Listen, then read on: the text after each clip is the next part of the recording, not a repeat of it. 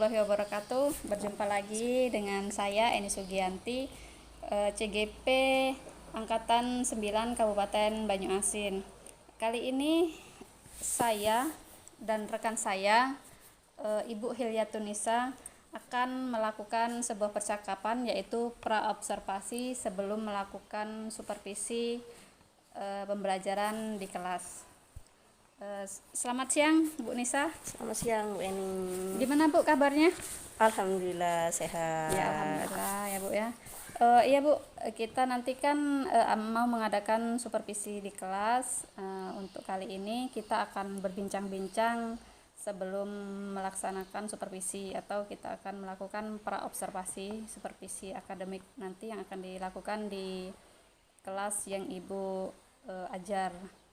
Nah, di sini nanti ada beberapa pertanyaan yang ingin saya tanyakan kepada Ibu agar nantinya Ibu lebih merasa nyaman dan lebih siap dalam pembelajaran yang akan Ibu lakukan di dalam kelas nanti. Ini pertanyaan pertama ya Bu ya.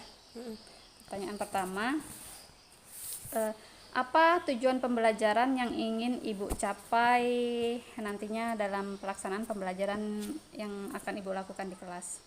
Oke, untuk tujuan pembelajaran yang ingin saya capai kan materinya yang saya ambil nanti teks prosedur di kelas 10. Jadi tujuan pembelajarannya yang pertama menganalisis fungsi sosial, struktur teks, dan unsur kebahasaan teks prosedur terkait manual atau cara bagaimana membuat makanan atau minuman. Yang kedua, membedakan fungsi sosial, struktur teks, dan unsur kebahasaan beberapa teks prosedur terkait dengan resep makanan atau minuman. Yang ketiga, menangkap makna teks prosedur terkait fungsi sosial, struktur teks, dan unsur kebahasaan dari teks prosedur. Oke. Nah, dari tujuan pembelajaran yang ingin Ibu capai tadi ada 3. Nah, dari ketiga tujuan pembelajaran tersebut, ini bagaimana atau bagian yang mana nih? Bagian yang mana atau area pengembangan yang mana yang ingin Ibu capai, yang paling ingin Ibu capai Untuk secara siswa spesifik ya, yang dari tujuan pembelajaran 3 tadi yang paling saya ingin perdalam yang bagian menangkap makna teks prosedur terkait fungsi sosial, struktur teks, dan unsur kebahasaan. Jadi lebih ke menangkap maknanya yang lebih ini. Oke, berarti dari teks prosedurnya ya Bu ya, dari pembelajaran tadi. Nah, dari teks prosedur tadi, nah sekarang dalam proses pembelajarannya, bagaimana rancangan pembelajaran yang akan Ibu terapkan nih di kelas? Mungkin dari bentuk strateginya, atau mungkin bisa metode, atau juga model yang akan Ibu gunakan saat melakukan pembelajaran di kelas. Kalau metodenya sendiri nanti strateginya saya mau mengelompokkan terlebih dahulu siswanya kan, dikelompokkan terlebih dahulu berdasarkan apa ya, kalau saya mungkin nanti saya campur antara perempuan dan laki-lakinya. Kemudian mereka berdiskusi kira-kira mau bikin minuman apa atau makanan apa kayak gitu kan. Kalau modelnya atau metodenya itu yang bagian BBJL. Nah, kan BBJL. nanti jadi mereka bikin produk teks, ada teks atau video. Oke. Gitu. Berarti nanti kira-kira dalam kegiatan pembelajarannya ini siswa ini mungkin melakukan praktek ya Bu ya. Praktek mungkin membuat sebuah minuman atau mungkin bisa jadi makanan. Nah, hasil prakteknya itu nanti dibuat mungkin bisa dibuat teks atau dibuat sebuah video gitu ya. Oke. Berarti ya strateginya tadi berarti dia masuk ke dalam strategi pembelajaran berdiferensiasi ya Bu ya. Iya, itu yang penting. Ini untuk pertanyaan yang keempat Bu. Bagaimana media yang Ibu gunakan dalam pembelajaran itu? Medianya Media karena yang teks digunakan, ya kan, iya. jadi otomatis Dari ada teks beberapa contoh teks makanan atau minuman, beberapa contoh video lah yang bisa mereka modifikasi nanti kan. Juga itulah kayaknya. Mungkin PPT kan ya, berarti kurang lebih juga. PPT ya bisa. Ya, berarti teks sama video. teks sama video. Mungkin untuk melakukan sebuah praktek mungkin anaknya bisa menonton video terlebih dulu mungkin Bu ya dari media yang akan digunakan. Berarti dari konten itu sudah bisa disebut sebuah konten itu Bu kalau dalam pembelajaran berdiferensiasi. Kontennya bisa menggunakan teks, kemudian video tadi ya, dan mungkin apa tadi PPT ya? Ya, PPT. Ya. Nah, oke. Itu tadi mungkin perencanaan-perencanaan yang Ibu akan lakukan dalam kegiatan supervisi yang akan dilakukan nanti ya. Kira-kira ini kapan Bu mau dilaksanakan? Kalau sekarang kan masih ujian, berarti Iya. mungkin semester baru nanti. Semester baru, oke. Saya ada di jam kelas 10 itu hari Kelas Rebu. 10 ya. Iya, Kelas 10 Rebu, Kamis, Jumat. hari Rabu. Kamis, Jumat, Sabtu. Itu yang saya ada jam di kelas 10. Iya, berarti hari kira-kira Ibu maunya hari apa ini? Di kelas 10 itu. Jumat boleh. Jumat. Di jam keberapa Ibu ada jadwal ini? Jam pertama. Jam pertama dan jam kedua ya. Biasanya kan 2 jam. Oke, baik Bu, terima kasih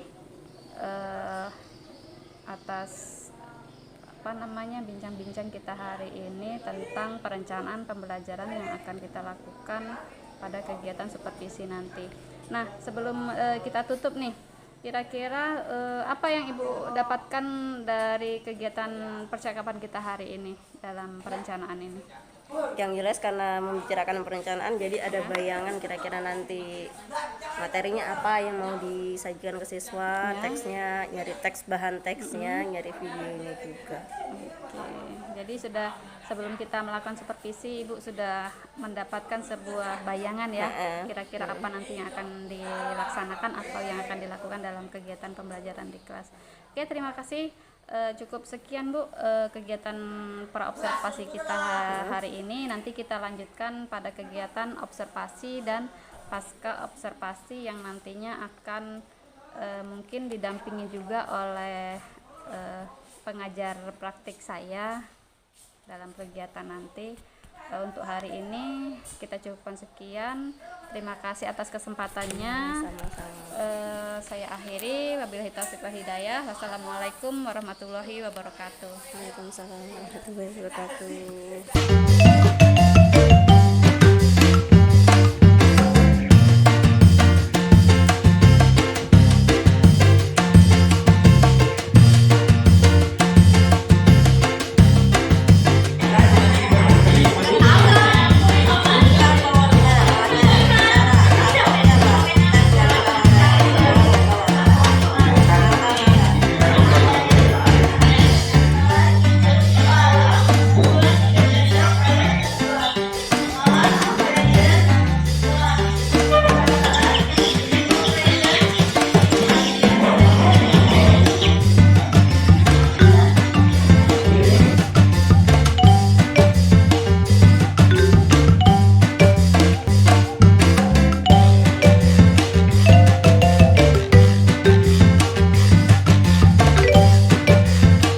Assalamualaikum warahmatullahi wabarakatuh. Kita berjumpa lagi dalam kegiatan observasi dan sekarang kita tiba pada kegiatan pasca observasi setelah melakukan observasi di dalam kelas tadi yang sudah dilakukan oleh Bu Hilyatun Nisa. Selamat siang Bu Hilyatun. Selamat siang. Oke, kita sekarang sudah dalam kegiatan pasca observasi setelah melakukan kegiatan pembelajaran di kelas. Ini ada beberapa pertanyaan yang nantinya saya ingin tanyakan kepada Ibu Nisa setelah melakukan observasi di kelas tadi. Mungkin ini pertanyaan yang pertama yang saya sampaikan kepada Bu Hilyatun Nisa. Setelah melakukan observasi di dalam kelas tadi, bagaimana perasaan Ibu dalam kegiatan pembelajaran tadi? Perasaan saya setelah melaksanakan pembelajaran tadi kayak bahagia, kayak dari peserta didiknya itu kan biasanya memang agak lesu kayak gitu ya. Kalau tadi itu kayaknya mereka responsif dengan pembelajaran Dengan pembelajaran tadi yang dilakukan ya. Oke. Jadi anak sudah terlihat aktif dari pembelajaran sebelum-sebelumnya ya Bu ya. Iya. Oke, untuk pertanyaan yang kedua, bisakah Ibu menceritakan kembali apa yang menjadi area pembelajaran yang sudah kita bicarakan di kegiatan praobservasi hari lalu? Ya. Kalau yang dari tujuan sendiri kemarin ada 3 tujuan pembelajaran.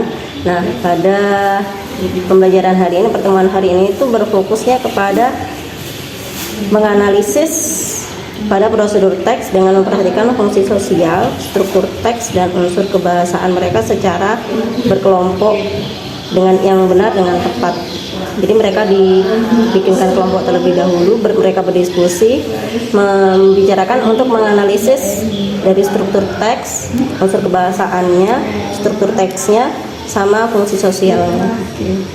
Jadi kita lebih area pengembangannya ke dalam pengetahuan dari teks tersebut ya Bu ya. Iya. Jadi siswa melakukan kegiatan diskusi secara berkelompok ya tadi ya. Oke, menurut Ibu setelah Ibu mengadakan pembelajaran tadi, pembelajaran yang Ibu lakukan sesuai dengan area yang Ibu kembangkan tadi, kira-kira sudah sesuai dengan rencana yang Ibu harapkan atau belum? Kalau 100% belum ya, masih kurang lebih masih di 82%. Kayaknya mereka hampir salah pahamnya di bagian unsur kebahasaannya. Mestinya kan pada kalimat-kalimat itu kan mereka masih menganggapkan semua kalimat itu sama. Jadi kan kalau dalam bahasa Indonesia mungkin kelihatan ada kata sudah, kalau dalam bahasa Inggris ada pembedanya di mana kan. Sepertinya mereka ada kesalahpahaman masih di situ untuk unsur kebahasaannya. Nah, menurut Ibu dari hal yang menurut Ibu itu tentunya itu jadi sebuah permasalahan dalam pembelajaran Ibu. Nah, kira-kira apa yang perlu Ibu lakukan, strategi apa yang mau Ibu lakukan untuk kedepannya agar bisa menghindari anak-anak yang salah paham dalam pembelajaran seperti tadi, atau untuk memperbaiki pembelajaran berikutnya? Oh ya. Jadi nanti kan masih ada pertemuan berikutnya tapi dengan materi yang sama kan, prosedur teks. Jadi nanti ditekankan lagi dengan antara perbedaan kalimat tersebut, terlebih dahulu ditunjukkan perbedaan kalimat tersebut, baru kita masuk ke tingkat yang lebih lanjut ke materi yang prosedur teks tadi, tapi yang lebih ke lanjutannya. Oke, mungkin terima kasih, seperti itu aja.